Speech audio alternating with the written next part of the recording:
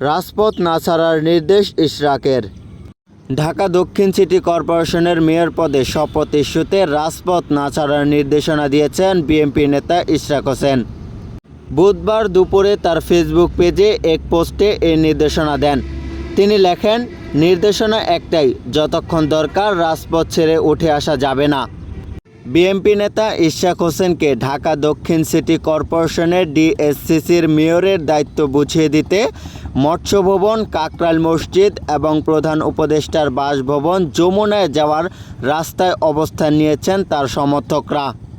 ইশরাকের সমর্থকরা রাস্তায় অবস্থান করায় রাজধানীতে তীব্র যানজটের সৃষ্টি হয়।